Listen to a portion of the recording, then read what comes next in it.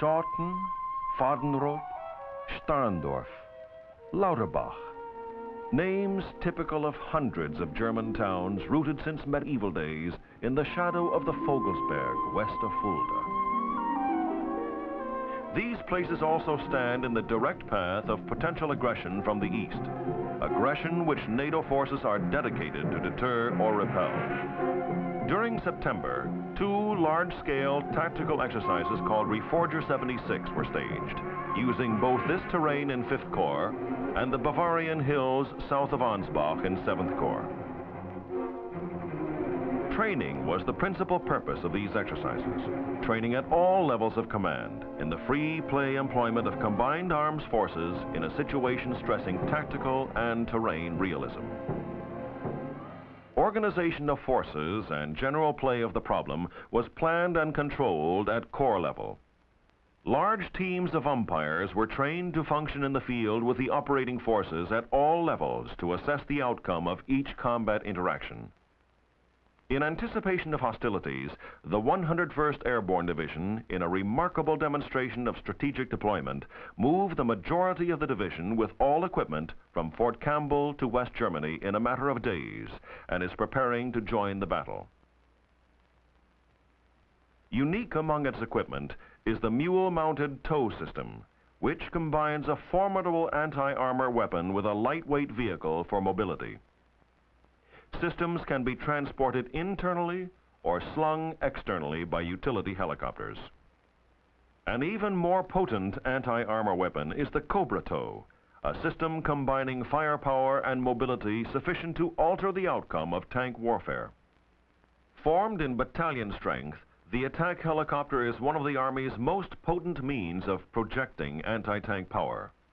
Operating with radio silence and moving nap of the earth, attack helicopters move into forward assembly areas where the aircraft are parked and camouflaged, awaiting assignment to the fury of the coming battle. To set the stage, these charts are helpful. In the first exercise, aggressor forces consisting primarily of the 8th Infantry Division, mechanized, reinforced by supporting units, drove southward along two axes of advance across the Autobahn east and west of Alsfeld. Blue forces consisted of the 11th Armored Cavalry Regiment on the right flank and the German 13th Panzer Brigade on the left. As the problem developed, the 101st Airborne Division was brought forward to reinforce the friendly elements and to execute air mobile operations beyond the FIBA. In the second phase, the operation moved to the area south of Nuremberg. Here, the aggressor forces, consisting of the 1st Infantry Division forward, reinforced by the German 29th Panzer Brigade, plus the Canadian 4th Armored Brigade, struck westward from Regensburg. In defense was the 1st Armored Division, together with the 2nd Armored Cavalry Regiment. The 101st Airborne Division was called in to relieve part of the 1st Armored Division while it regrouped for counterattack. Throughout the operation, the 1st Battalion 75th Infantry Rangers played an aggressor role, successfully harassing key positions behind friendly lines. This film will not attempt to reconstruct the sequential events of Reforger, but rather will focus on the role of Army aviation in an equivalent scenario. The aggressor strikes. His armored incursion is swift, powerful, and numerically superior to defending forces. Tanks, mechanized infantry, artillery, and organic air defense attack with violence and speed across a broad front. Supporting artillery and longer-range air defenses overlook the battlefield just behind the assault elements. In quick response, the blue forces activate plans at all levels of command, marshaling all available measures to counter the invader. Armored forces and supporting artillery move rapidly over multiple routes to blunt the attack. Success will depend on moving to points of terrain advantage, filling gaps with artillery fire and using anti-armor helicopters to keep the aggressor off balance and vulnerable. Scouting along the line of contact, probing for the enemy is vital in developing accurate intelligence as to enemy strength and disposition. The mobility of the aerial scout in particular can be a commander's primary means of covering broad stretches of terrain in relatively short periods of time. Working as a team, two scouts use bounding overwatch movements when enemy contact is expected. Traveling too fast or too high when contact is imminent may jeopardize completion of the scout mission. Nap of the Earth flight has brought this scout into contact. This is Bravo Tango 42. Enemy armor at November Bravo 185120. As scouts continue to probe the line of contact, the tempo of the battle picks up. Tank elements are now in direct contact. Artillery fires are brought to bear. Close air support attacks forward elements to assist in reducing the momentum of the attack. As the attack surges on, Cobra tow helicopters are called forward from holding areas to provide direct support to the ground commander. Kilo 6 Lima, this is Bravo 84. I have a mission. Go ahead, Bravo 84. We have reports of 50 to 60 tanks in the area northeast of Starndorf. En route to the attack, Cobras follow scout helicopters which have gone ahead to pinpoint enemy coordinates and locate ambush attack positions. Now in attack position, the Cobra tow cautiously unmasks to deliver a tow missile at maximum standoff range. After each missile engagement, the Cobra moves to an alternate position to reduce the possibility of detection. Although the aircraft may be in line of sight during missile delivery, it is nearly invisible at 3,000 meters. The most opportune time for anti-armor helicopters to engage opposing armor forces is during movement to contact, attack, delay, or withdrawal operations. At these times, noise from the engines and treads eliminate the possibility of armor vehicle crews identifying the sound of helicopters, even with the aircraft in the immediate area. Armor crew attentiveness to map reading, communication tasks, interval between vehicles, scanning for ground threats, and obstacle avoidance further degrades their ability to acquire enemy helicopters. Conversely, crews of armor vehicles located in good defilade defensive positions, well concealed by vegetation, with clear fields of observation and fire, are a more significant threat to helicopter operations. The survivability of the attack helicopter is further enhanced when its attack is coordinated with artillery and other direct or indirect fires. Confusion reduces enemy ability to concentrate on the helicopter threat. The surprise of this attack helicopter engagement results in complete success. When radio silence or jamming precludes communication, the aerial scout may instruct the gunship crew visually using coded cards to indicate type target, range, and bearing. Meanwhile, lift helicopters bring another anti-tank asset to bear on the battle. Scouts have selected an LZ convenient to terrain dominating the enemy axis of advance. From the LZ, the mule-based tow team has sufficient mobility to reposition to an ambush location for engagement at maximum standoff range.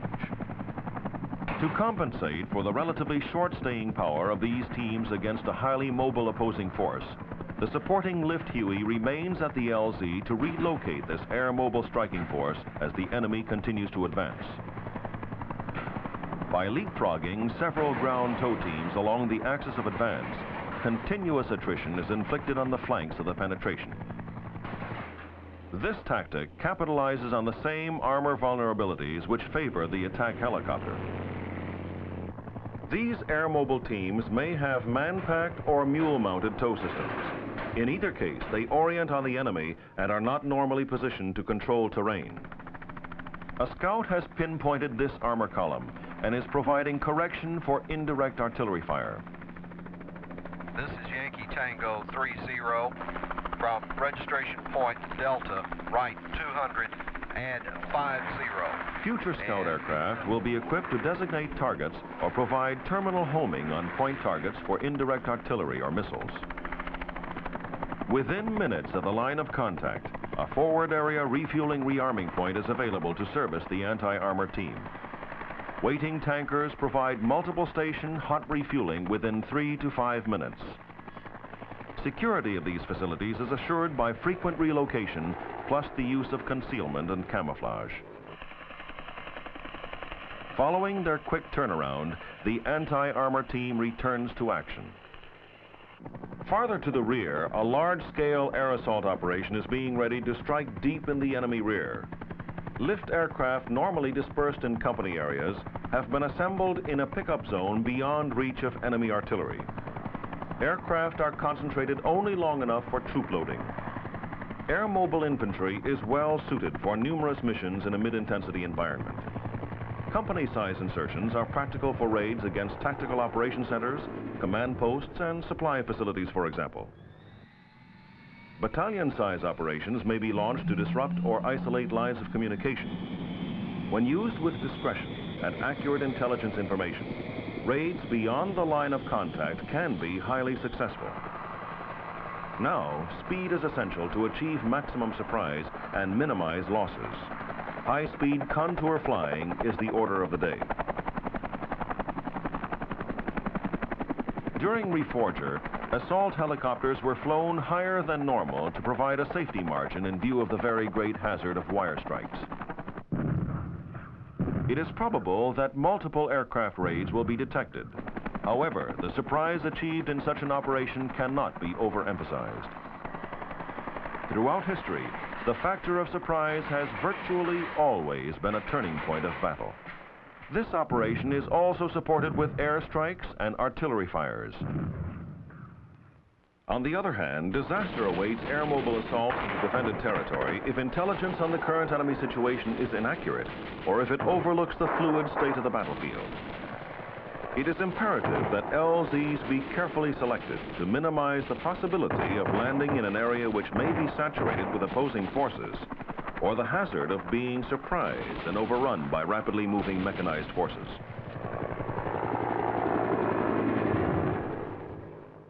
Enemy defenses include a variety of ground-to-air missiles equivalent to the Hawk seen here, as well as large quantities of radar-directed automatic weapons even more formidable than the Vulcan system. During Reforger, successful raids were made during daylight, during periods of reduced visibility, and frequently at night. Today's attack helicopters can fly at night, but target acquisition is considerably restricted. Future attack helicopters will have sensors and fire controls to permit target acquisition and engagement during periods of reduced visibility or darkness. Among other missions which can be performed by helicopters is the screening of an armored force with use of smoke to gain a brief tactical advantage during delay operations. Alternately, the helicopter can be a valuable assist to friendly armor in dispensing mines to divert or canalize an enemy advance. You have seen the combat power of combined arms in action, sharpening their skills to counter the difficult challenges of a European mid-intensity scenario. Army aviation has adapted rapidly to the demands of this challenge. While some critics doubted that helicopters had a role in armored conflict, voices which combined experience with vision have prevailed. Today, operations like Reforger are testing the tactics and techniques which are the model for the future. In combination with the new family of helicopters now in development, Army aviation will continue to provide invaluable contributions to the Army's combined arms team, wherever it may be called to defend our national purpose.